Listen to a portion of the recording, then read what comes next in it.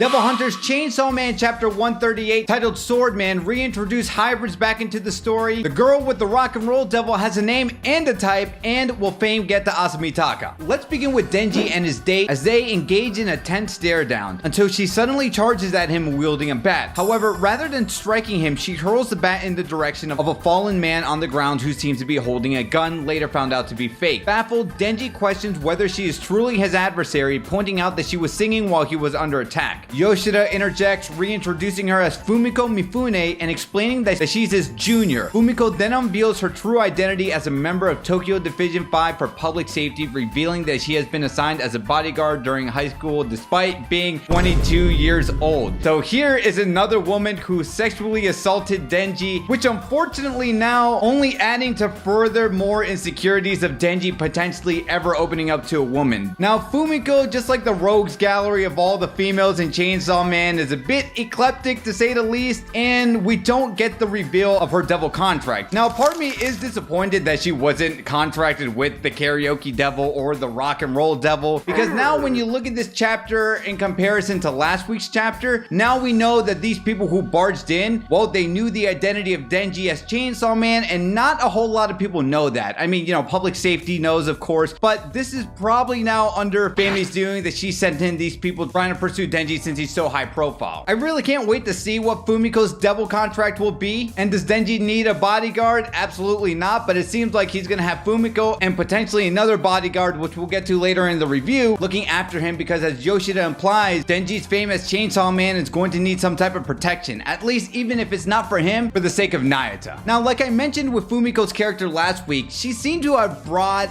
this chaotic nature to Denji. You know, Denji was down in his dumps, and this crazy, chaotic, toxic relationship that Denji could potentially form with Fumiko down the road. Will this come into play later? I'm not sure. I think a love triangle between her and Asa would have been fun, but now I see another potential love triangle happening, and we'll discuss that mystery person later on in this review. But what do you guys think of Fumiko? Somewhere else, Asa and Yoru are tuned into a news report highlighting their recent exploits as devil hunters. Asa takes pleasure in the recognition of her beauty, while Yoru reveals in the widespread acclaim and prestige that accompany their responsibilities. Asa emphasizes their mission to rescue Chainsaw Man, but Yoru interjects to clarify her personal motives, acknowledging the frustration that arises from her own emotions aligning with those of Chainsaw Man. Asa fabricates a sense of discomfort with the overwhelming fame, characterizing it as an invasion of her privacy, only for Asa's pretense of concern to dissolve into a smile as she watches the news unfold. So what does this say to me? Asa's definitely going to let fame get to the better of her. Is that a bad thing? Well, yes and no. I think for someone like Asa, who's been very shy and timid, and well, she hasn't really been liked by people. Recall what happened in the beginning of Chainsaw Man, where she was the student, unfortunately, a lot of people just pointed and laughed at because she was awkward, because she was antisocial, and you know, she would make these false declarations that I don't want to be a part of anything and anyone. And when you declare something like that, especially in high school, well, people are gonna typecast you into a certain category, you know? So with all the fame that's potentially coming in Asa's way, and as the news reporters calling Asa beautiful, yeah, I think this is going to be good for her character. You know, you kind of need that confidence. I mean, I personally know a lot of people who grew up thinking themselves of one type of way, but then, you know, you get those braces removed, you get those contacts on you. Hey, people with glasses are beautiful. Look, just look at me. You start going to the gym, you start taking care of yourself, and what happens? Now you're seen as a different person entirely. And with the sudden change, or well, glow up in Asa's case, how are you going to handle it? Well, I think Asa's going to quickly find out, hey, being admired by people is fun.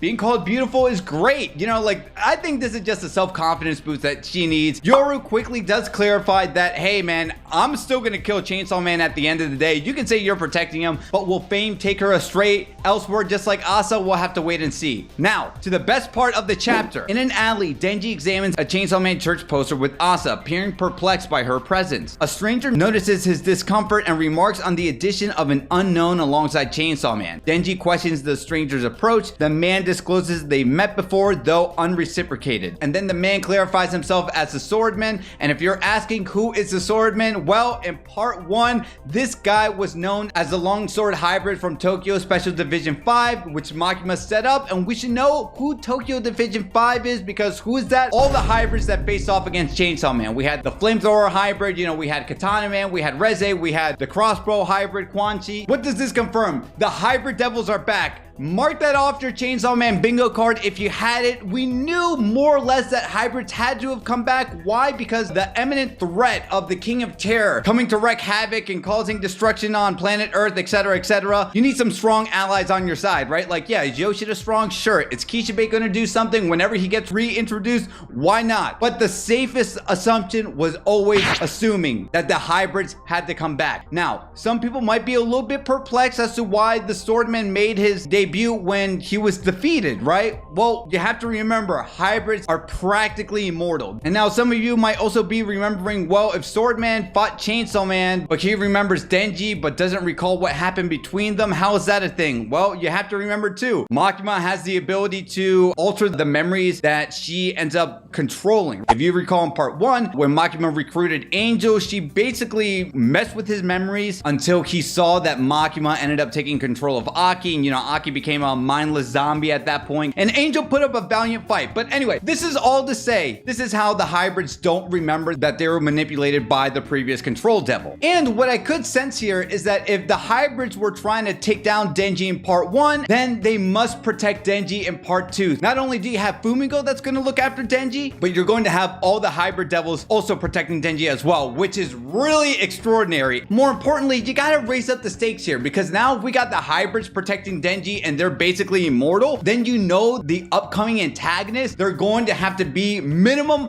hybrid level threat devils and dangers that Chainsaw Man cannot take by himself, unless of course he unleashes the Black Chainsaw Man, which has to surface at some point as well. But let's go ahead and talk about the most interesting thing. Swordman, oh, he's a hybrid? Oh, that means Reze's here. Okay, where's Reze? Where's Reze? Where's Reze? Look, guys, I'm sorry. Asamitaka, oh my god, I just want to give her a big hug and say, baby girl, it's okay. I love you. I hope you find happiness in your life. But if you're asking me who I want Denji to be with, I have to pick Mommy Reze. Why am I calling her Mommy Reze? Well, we did a Chainsaw Man waifu tier list. You should have been there for that. Sucks to suck. Reze potentially being back into the story is big news, is big for the fandom, honestly. And even if her memories was wiped due to Makima, can't help but wonder, Reze did have a relationship and a past with Denji, not romantically. It was going to become romantically. And Katana Man also knew Denji before Makima took control of him as well. So it's going to be interesting to see the rapport that Reze and Denji has and what that conversation is going to be. But we're going to go in depth about this more in the live discussion later on today. So you don't want to miss that live stream, go ahead and click right here.